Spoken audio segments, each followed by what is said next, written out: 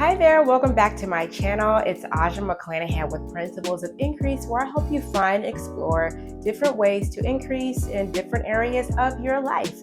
And today I'm going to talk about something that might be considered like a little spicy tea, because sometimes I get this question and people wonder and they're like, what's it really like? Give us the lowdown. For those of you who may or may not know about the island, it's actually a multiracial island. So there are people who you would look at and they could be from all over the rainbow. There are people that are blonde hair and blue eyes and they're Puerto Rican. There are people that look very indigenous. We call them Indians in some places. Or you have people that look very dark skinned. They look like they could actually be from Africa or some African country. There are people who are kind of in between. They're mixed. You really don't know what they are. They're ambiguous. And for those of you, again, who may not know about me, I'm actually not Latina at all. I identify as an American of African descent. That's what I know about my heritage, even though some of y'all want to make me Latina and you guys swear up and down. As far as I know, that's just not the case. My mom is from a Creole family down south in Louisiana. My dad's family came from Mississippi, so I'm truly like black mixed with black. So that being said, being here on the island, identifying as pretty much a black woman, people want to know, like, what's your experience been like? And so today I'm going to tell it all. I'm going to be honest. I'm going to tell you like how my experience has been. Thank you again for tuning in and watching my videos. I truly appreciate your support. As a token of my appreciation, I want to tell you about this exciting new guide called The Design Life that I created just for dreamers and doers like you. Are you ready to take a bold step toward the life you've always dreamed of? Whether it's starting that business, moving abroad, launching a ministry, or simply pursuing what brings you true joy, I've created something just for you. It's called The Designed Life, a free guide to help you gain the clarity and direction you need to create a customized vision for your life. Inside, you'll find powerful step-by-step prompts like the self-audit and talent inventory to help you identify your unique gifts and experiences. You'll also learn how to ground your vision in faith by selecting life scriptures that align with God's promises, setting a firm foundation for your goals. This isn't just a guide, it's a blueprint to create a multi-generational legacy of purpose, fulfillment, and making the world a better place. Don't wait, download your free copy today by screenshotting the QR code on your screen or clicking the link in the description below. It's time to step into the life you've been called to live, and I know the Design Life Guide will help. Happy designing!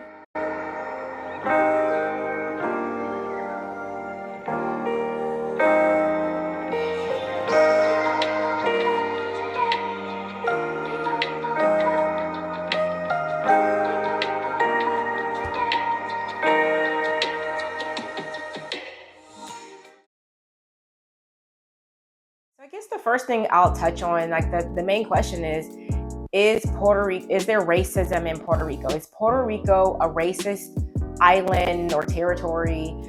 Are people racist there? Have you had racist incidents? All that stuff. And so what I'm going to say is yes, racism absolutely 100% exists in Puerto Rico. Like, that is absolutely a thing. And for anybody to deny that, maybe you're not being honest. Maybe you haven't had the same experiences as someone who necessarily would, have like racist encounters, but racism exists in Puerto Rico. So that being said, let me also just say that there's also classism in Puerto Rico. There's also sexism. There is, I want to say nationalism, but it doesn't quite make sense in this case, but I guess because Puerto Rico is not technically its own nation, but if it was, it would be nationalism. You can look at my comments and see the number of people who are like, get out of here, go home, we don't want you here. So whatever that is called, pride for your home country or your roots or your motherland. Again, because Puerto Rico is technically not a nation, maybe xenophobia, maybe we'll use that word. So yes, that does happen. All those things happen, and they're real. Personally, I can say that I have not had many situations here where I felt like I was treated poorly because I am a darker skin, like a browner person. And some of you might look at me and be like, you're not even dark skinned, you're barely black. Well, it's all relative, number one. There are a lot of people that look like me in the metropolitan area of the island, but where I live like an hour, almost an hour and a half away from the San Juan area, and there are just not a lot of brown people like me. So for all intents and purposes, I am considered, like, when people see me, they're like, oh, okay, so where could you be from? A lot of their first guests are like, oh, you must be Dominican. Maybe they might think that Venezuelan. Some people may think because they can tell I have an English accent when I speak, so they may think I'm from some Anglophone island here in the Caribbean, because you get a lot of people that come in from like Jamaica, Grenada, some of the English-speaking islands. The Virgin Islands is right next door. So I am definitely other in a sense here, and especially because I am a Black woman, people notice that I'm different. And I will say, for the most part, I have had little to no incidents where I'm like, oh, that was racist. Now, I'm not going to say it hasn't happened, because there have been some times where I've caught a little bit of attitude from somebody, and I'm like, okay, they must think that this potentially could be a race issue. I will say that one thing that does happen to me, and maybe some of you guys can talk about this in the comments, for those who are Puerto Rican natives, or you're like, you're Puerto Rican, either born in New York or here in the island or in Florida somewhere. A lot of people encounter me and subconsciously they look at me and they're already assigned me as like Dominican or something, if we haven't had a lot of interaction. And unfortunately, I have been privy to conversations where Puerto Ricans, a lot of them have had bad experiences with the Dominicans. So I've heard the stories of like, oh yeah, my brother left his family and ran off with Dominican, or this guy has another family in the Dominican, or Puerto Rican dad or somebody, or, just people say sometimes, honestly, like disparaging things about their experience with Dominicans. So I think people subconsciously, just by the way that I look, they assign that to me, and people have been a little bit mean because I think they associate that with me. Again, it's not a common thing, but it's not something that I don't rule it out sometimes when I'm like, catching rudeness or people are just acting weird with me. I think subconsciously they're just thinking like, this could be some Dominican lady that's here to ... whatever they think about Dominicans. And I think that's sad, but I understand that you grew up with your narratives and your experiences, and unless you work hard to come out of that and just be really nice to everyone, you can be having a bad day and those things can resurface and reemerge. I try to disarm people with kindness and being nice, and that's just like my personal philosophy, like the way that I try to deal with people. But other than that, I can say that like 95% of my experience here is people have been super duper kind, overly like doting on me, and just nice. And for the people that haven't, again, I can't always say that it's racism. Now, another thing I do want to talk about is that kind of like the flippant way that Puerto Ricans, and I think this is maybe it's not just Puerto Ricans, it could be like Spanish islands, it could be like other islands too. And this even happens in African American culture too. And this is more like colorism. So, and even though I'm familiar with this from back home, born and raised, or like, raised in Chicago, this idea that there's preference given to lighter skinned people, and sometimes that'll come out in just different ways when it comes to like, I don't know, jobs, relationships, things like that. So that's like a real thing. Here I think it could seem like a little more pronounced because people talk like in ways that I wouldn't talk, or like my friends wouldn't talk about somebody back home. Like, for example, I remember a guy telling me like, oh, my family's so diverse. I have one sister who she's blonde hair, blue eyes. My my other brother's like this. And then I have a sister who, she has big lips and nappy hair. And I'm just like, to me, that just seems like really insensitive. And so, I remember being in Cuba many years ago, talking to a fairer skinned Cuban, and he was just voicing his opinion in front of what I would consider an Afro Cuban about how sulky Afro Cubans are, and a lot of the misfortune they bring it on themselves. Just some really things that I thought were just horrific to say, and to say in the presence of a friend who's also like definitely Afro-Cuban. I just thought that was so weird. I feel like that doesn't happen. I mean, it does happen, but it's not a part of my regular experience. But I think, again, like in the Spanish Caribbean, people are just more, they just talk more openly. I call it flippant, or just like honestly, but it's more than honest. It's like abrasive to me, just commenting like on how people look based on their skin color and like the texture of their hair. That to me is just something, to me it's honestly rude, but but I think it's also, it's a little bit I want to assign some innocence to it, because there's also this idea like, a Puerto Rican grandma will see you and be like, oh, how are you doing? You're fatter than the last time I saw you. Or, if somebody has some type of physical deficit, maybe they got a big nose or something, and they might call them, big nose or something. Like, they'll take your insecurities and give you a nickname based on that. So that is just like the curtness and the bluntness of this kind of like honesty in the Puerto Rican culture. And I think it extends to other Spanish speaking islands, other islands. And then when I think about it, that happens like in the South. But by the time you start going up north, I am from Chicago, and I really appreciate the upbringing that I had, because, and it didn't matter like how light or how dark you were. Everybody had a chance. Everybody was considered beautiful,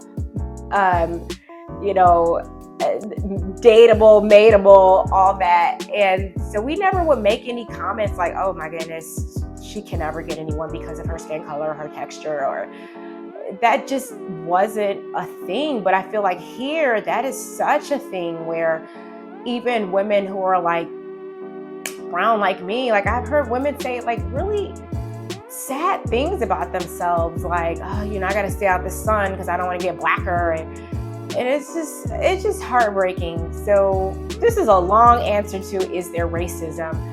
Honestly, I think more in Latin American countries, yes, there is racism. That's like a real thing, but there's also classism. If I look on Puerto Rican TV or Latin American TV, there's just not a lot of representation of like browner people. The same as if you look into the corporate workplace, you look in political positions, you just don't see a lot of representation of darker Latinos and darker people. But that is something that I think is worldwide too. So when I say, and I said classism, and that technically would be racism, but also to say that you can see people who, break through some of these veils because they have money. When I say people, I mean like darker brown skinned people. They're able to pierce these veils because of money. So that to me that's an element of classism too. So hopefully I'm making sense. I feel like I'm kind of rambling here, but all that to say is that really there is the potential for someone to not like you or commit an ism against you for any reason. Whether you're a woman, whether you're black, whether you're short, tall, you're married, you're not married. I've been places where people just don't like me for whatever reason, and I don't always know. Sometimes it's racism, sometimes it's classism, sometimes it's because I'm a single mom, sometimes it was because I was a married woman, sometimes it just, you're gonna find it everywhere. And in fact, when I was in Madrid with my girls this summer, I felt like a lot of people, when they saw us, they felt like maybe we were part of the Venezuelan invasion that had come there, or Colombians, or some of the other Latin American people that had come. And there's a lot of people there, you all, from like South America, Central America, the islands, and they kind of lumped us in. And some people have frustration about the immigrants that come, and just looking at our skin color, they're like, you must be Venezuelan or Cuban or whatever. And I feel like people maybe took a little bit of issue with that, but I don't take those things personally. I'm just not that kind of person. Like, racist things have 100% happened to me so many times in life. I mean, to the point of being called the N-word, and not just one time, a few times. Being told at a job that, I was consulting for a client, and she was like, no, nobody in this office, they don't like you. No one likes you. And some of the interactions I had, I knew it was definitely because of race. There were people there that just didn't like Black people. They're in another part of the country known for racism, and I couldn't continue on with that contract. And so, yeah, I've definitely had racist things happen to me, but I don't take it personally. I let it roll off my back. And so I'm just that kind of person that I don't go looking for racism. There's a scripture in the Bible, I think this is the Amplified version. It talks about how love acts. Love is patient, love is kind, doesn't envy, doesn't boast. And if you look in the Amplified version, it says, love is ever ready to believe the best of every person. So that is my personal disposition. I try to always give people the benefit of the doubt.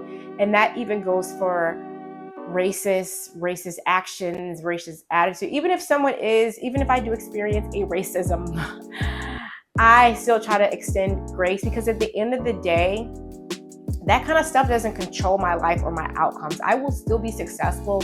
I will still have victory. I will still have a great life if someone doesn't like me because of my skin color. So if you come to Puerto Rico and you're concerned, like, how are they going to treat me because I'm Black? Well, how are you going to act because you're Black? That's the first thing that I'm going to ask you. Like, if you go around like looking for racist stuff, you'll find it. If you go around a chip on your shoulder, if you go around being rude, if you go around thinking that you deserve some special privilege or something, then yeah, people might treat you mean because you're a jerk, or because you're Black, or both. And so I always say, again, just to recap my experience, because this video is getting long, I would say you have the potential to experience racism anywhere, even here in Puerto Rico. My experience has been great, not without incident. I've had some things happen, but so 95% of the time, people have been nice, pleasant, again, overly nice, done too much for me. So I really appreciate that about Puerto Rico. So anyway, I want to use this more as a conversation starter, because yeah, I've been coming back and forth to Puerto Rico for a while, but some of you may have different opinions, different experiences. Feel free to sound off in the comments below and let me know, like, have you come to Puerto Rico or someplace like nearby, like Cuba, Dominican Republic, or any other island? Have you been to places in Latin America where you felt like you experienced racism? And also, this is the last thing I want to add. There are some people here, and I mentioned this briefly, like xenophobia is a thing.